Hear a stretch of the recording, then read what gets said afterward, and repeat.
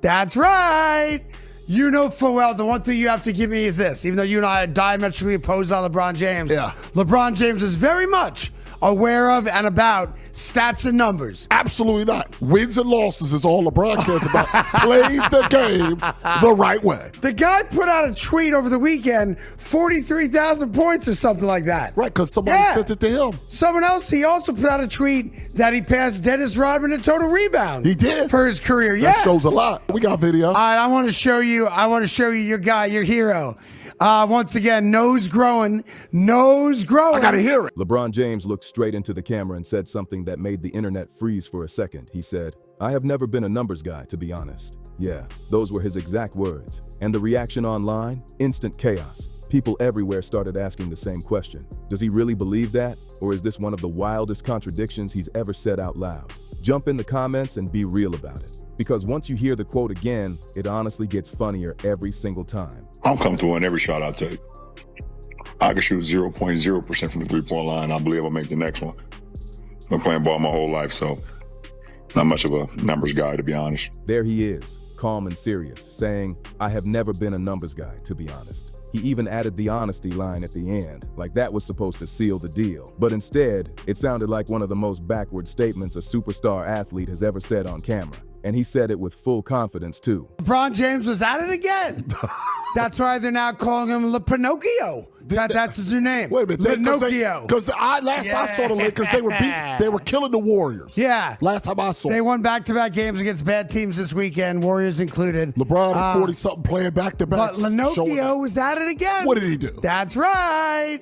You know full well the one thing you have to give me is this. Even though you and I are diametrically opposed on LeBron James, LeBron James is very much aware of and about stats and numbers. Absolutely not. Wins and losses is all LeBron cares about. Plays the game the right way. Think about who we're talking about here. This is LeBron James, the same guy who wore number 23 for most of his career, clearly linked to Michael Jordan's legacy. That number wasn't random. It was a statement, a comparison, a message to the basketball world. Numbers have followed him his whole career, and everyone knows it. Then there's the moment he passed Kareem Abdul-Jabbar for the all-time scoring record. That wasn't just another bucket in a regular season game. It was a historic number being broken in front of the entire world. And when it happened, LeBron celebrated with a crown gesture, making sure everybody understood what that moment meant. That whole celebration was about the record itself. And it doesn't stop there. At one point, LeBron even tweeted about passing Dennis Rodman in career rebounds. Not because the league made a big deal about it, not because reporters pushed the story, but because someone sent the stat to him and he posted it himself. That's how the world found out. The guy put out a tweet over the weekend, 43,000 points or something like that. Right, because somebody sent it to him. Someone else, he also put out a tweet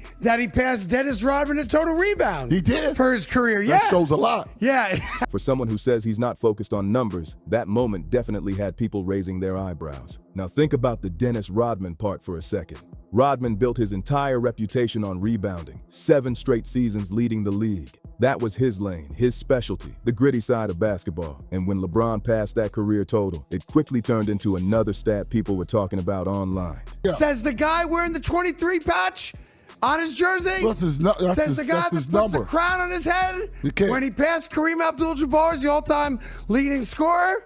I've never been a numbers guy, the guy that refuses to play against the Spurs, but played against the Mavericks and wouldn't come out of the game until he got the triple-double. And when Austin Reeves got a rebound in front of him, got pissed at Austin Reeves because he didn't get the triple-double. I have no proof of that. Yeah, we got proof of it. But the moment that really makes this whole not a numbers guy line sound wild is the triple-double story. There's actual footage showing LeBron staying in a game against the Mavericks while chasing a triple-double. This isn't rumor or gossip, it's right there on video. During that game, a rebound was up for grabs that could have helped complete the stat line. But Austin Reeves grabbed it first, and the cameras caught LeBron reacting with clear frustration. If the ball's not contacted and the contact to the rim doesn't cause the ball to make an unnatural bounce. It was a small moment, but fans noticed it right away, because when stats are involved, even one rebound can suddenly feel important. And that's where the debate really takes off. People look at moments like that and ask, does someone who truly doesn't care about numbers stay in games for statistical milestones? Do they post about passing other legends in specific categories? Do they react strongly over a single rebound during a regular game? That's why the internet lit up the second those words came out. Because when you line everything up, the records, the milestones, the tweets, the triple-double chase, it paints a picture that fans can't ignore. So when LeBron calmly says, "I have never been a numbers guy," to be honest, a lot of people hear that and instantly start debating it. And once the clip starts replaying online, the reactions just keep getting louder. This whole situation doesn't exist in a vacuum. It's part of the environment LeBron has lived in for his entire career. For more than 2 decades, everything about him has been framed through numbers. Points, assists, rebounds, championships, playoff runs, longevity. It's all part of a giant statistical argument. The debate around LeBron has always been built on numbers. Every time people argue about LeBron versus Michael Jordan, what do they bring up first? The stats, the records, the totals. It's basically a numbers debate wearing fancy basketball philosophy on top. And LeBron himself has been right in the middle of that conversation for years. So when he sits there and calmly says, "I have never been a numbers guy," to be honest, it catches people off guard instantly because the entire story of his career has been told through numbers. The only real response people had was to replay the clip again and again, and every replay made it sound even more confusing. Now shift the focus to what's actually happening with the Lakers right now, because this numbers talk isn't separate from the reality on the court. The Lakers picked up back-to-back wins over the weekend. One of those wins came against the Warriors on Saturday, and right away, some corners of the media flipped the storyline. Suddenly it was, "The Lakers are back." The team figured things out. The momentum has returned.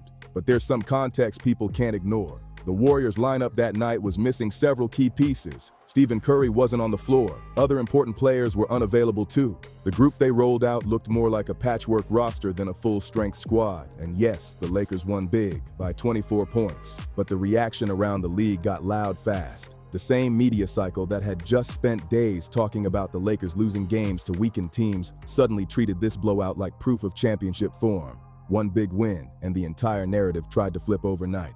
Meanwhile, the standings tell a much calmer story. The Lakers are currently sitting as the 6th seed in the Western Conference. And the gap isn't about chasing the top of the standings. It's about staying clear of the play-in zone. They're only a couple games away from that line. That's the real competitive position of this team right now, even with LeBron James and Luka Doncic sharing the floor. And speaking of Luka, another storyline popped up that had people talking. This one involved new head coach J.J. Redick and a tense moment during a game. Luka dropped 40 points in that matchup. Offensively, he was cooking all night. But during a break on the sideline, Redick grabbed Luka's arm and told him he needed to step up on defense. It was a simple coaching message. Score all you want, but the team still needs effort on the other side of the ball. Luka's reaction caught cameras right away. Instead of quietly nodding or heading back to the huddle, he told his coach to shut up right there on the sideline. Fans watching the broadcast saw the exchange immediately. Redick kept talking, trying to get the message across, but the tension kept rising. Luka fired back again and told him not to turn his back while they were talking. That moment turned a normal sideline discussion into something much bigger. When a player says something like that to his head coach with cameras everywhere, people notice fast. Moments like that usually point to frustration building over time. And from Redick's perspective, the situation isn't simple. Luka is one of the most talented offensive players in basketball, but defense has never been the strongest part of his game. Then there's LeBron. At this stage of his career, he's still producing offensively, but the defensive numbers this season haven't been strong compared to earlier years. The roster also includes Austin Reeves, who works hard and plays his role well, but isn't known as a lockdown two-way wing. Put that all together, and the team defense becomes a real challenge. The Lakers have struggled on that side of the ball compared to many teams in the league. That's likely why Redick pushed Luka so directly in that moment. Someone has to bring the defensive energy, because if that effort doesn't show up consistently, the pressure shifts onto the rest of the lineup. And when Luka's response to that request turns into a heated sideline exchange, it adds another layer of drama around the team. There's even a conversation starting to pop up in certain circles. Some analysts have pointed out that during small stretches this season, the Lakers' ball movement and pace have looked smoother when LeBron wasn't on the floor. It's not a full season conclusion, but it's a discussion people have started raising. And once that topic enters the conversation, you already know it's going to spark strong reactions from fans everywhere. Because when the Lakers, LeBron, Luka, and big expectations all collide in the same season, the spotlight only gets brighter. We're not talking about an entire season here. The conversation is about specific stretches of games where the Lakers suddenly show more defensive energy when one of the ball-dominant stars isn't on the floor. And that observation isn't meant as praise for the players stepping in. It's actually a criticism of what happens defensively when LeBron, Luka, and Austin Reeves share the floor at the same time. When those three start together, the defensive results haven't been strong. The lineup has produced a -8.4 points per 100 possessions differential. That's not speculation or opinion. It's a real, trackable stat, a documented number sitting right there in the data, and right at the center of that number is the same player who recently said, "I have never been a numbers guy, to be honest." The bigger discussion about LeBron's future with the Lakers also circles back to numbers again. He's 40 years old now. His contract situation will eventually need to be addressed. And the window for this specific roster to compete at the highest level keeps shrinking as the season moves forward. Look at the Western Conference landscape waiting in the playoffs. Teams like Oklahoma City, Houston, and Denver are loaded with young athletes, strong defenders, and stable systems that have been building for years. Those are the types of teams that expose defensive weaknesses in a long playoff series. And that leads to a conversation that keeps popping up in media debates. The question of whether LeBron should come off the bench has been mentioned more than once. Not everyone agrees with it, but the idea keeps resurfacing. The basketball argument for it is actually pretty simple. If the current rotation functions better defensively with a different starting lineup, bringing LeBron in as a second-unit offensive weapon could boost scoring while protecting the defense of the starting group. That kind of adjustment has worked for veteran players in the past. But then there's the other side of the debate, and it has less to do with basketball strategy and more to do with reputation, legacy, and leadership dynamics. Because LeBron James has been the centerpiece of every team he's played on for 2 decades. Players with that level of status rarely move quietly into a bench role, not because they lack skill, but because the moment carries huge symbolic weight. It would require a serious conversation between the organization and one of the biggest stars the league has ever seen.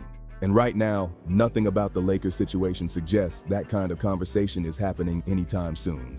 Just look back at the moment between JJ Redick and Luka Doncic on the sideline. Redick grabbed Luka's arm and tried to challenge him about defense. The response cameras picked up was Luka saying, "Shut up," during the exchange. That kind of moment shows how tense communication can become when strong personalities and big expectations collide. Coaching star players isn't always simple, especially when emotions are running high during a game. Now imagine trying to navigate a conversation about changing roles with one of the most accomplished players in NBA history.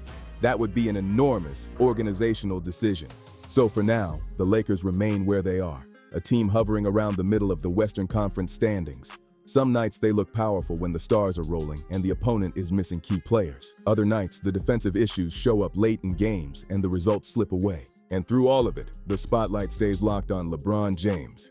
Because the most fascinating part of that "not a numbers guy" quote isn't just the words themselves, it's the confidence behind it. He didn't say it nervously. He didn't laugh it off. He said it like it was a simple fact, which makes the moment even more surreal. We're talking about one of the most statistically tracked athletes the sport has ever seen. Records, milestones, leaderboards, historical comparisons. His entire career has been surrounded by numbers. Yet somehow the statement still came out. "I have never been a numbers guy, to be honest." And that's why the clip keeps circulating online.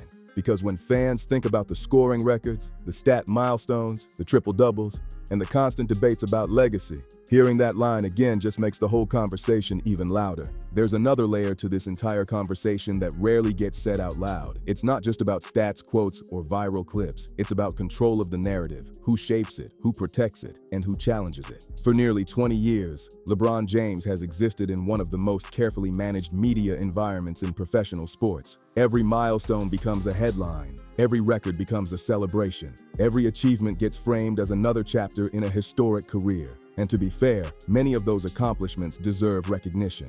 But what makes the situation fascinating is how tightly the narrative stays aligned with the numbers. When LeBron climbs another leaderboard, the discussion immediately expands. Graphics appear, comparisons begin. Analysts start stacking totals against legends from different eras. That pattern has repeated itself so many times that the numbers almost feel like a running scoreboard for his legacy. And yet the moment he says, "I have never been a numbers guy, to be honest," it creates this strange disconnect between the story and the statement. Because the modern NBA is built around data. Teams track everything: possessions, shot efficiency, defensive matchups, lineup combinations. Every detail gets measured. LeBron has played his entire career during the most statistically documented era in basketball history. Every pass, every shot, every rebound has been tracked, analyzed, and archived. There are entire databases dedicated to breaking down his career possession by possession. Advanced metrics measure his impact down to tiny shifts in efficiency.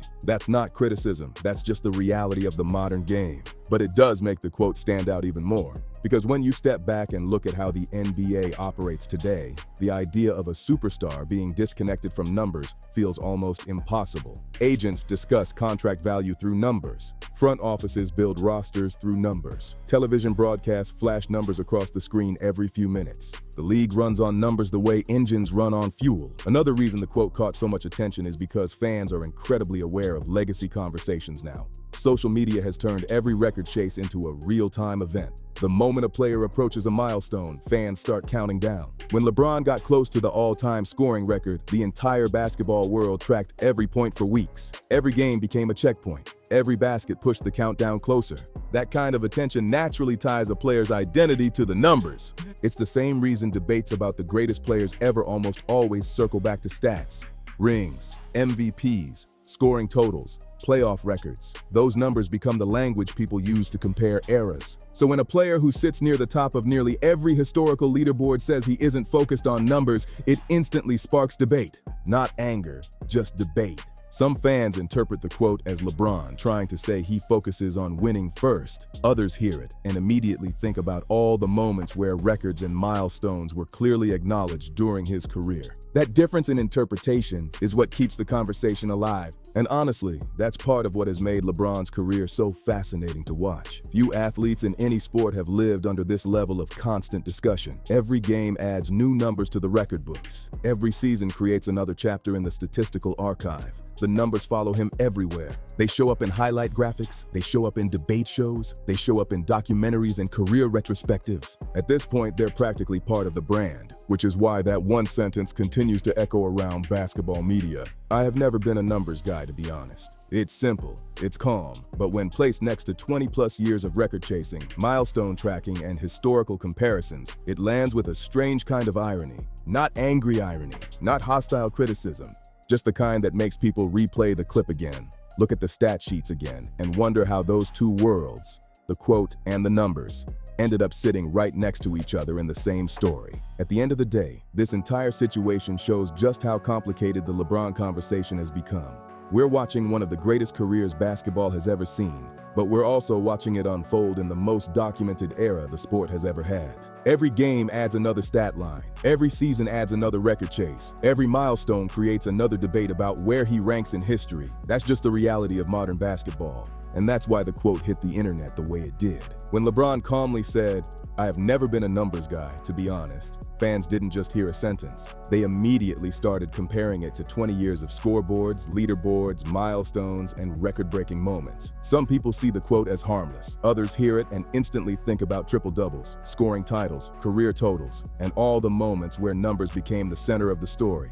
Either way, it sparked another huge conversation around one of the most talked about athletes the game has ever seen. And the truth is, that conversation probably isn't slowing down anytime soon. As long as LeBron is on the court, every game will continue adding new numbers to a career that already sits near the top of the record books. So now the question moves to you. Do you think LeBron truly isn't focused on numbers?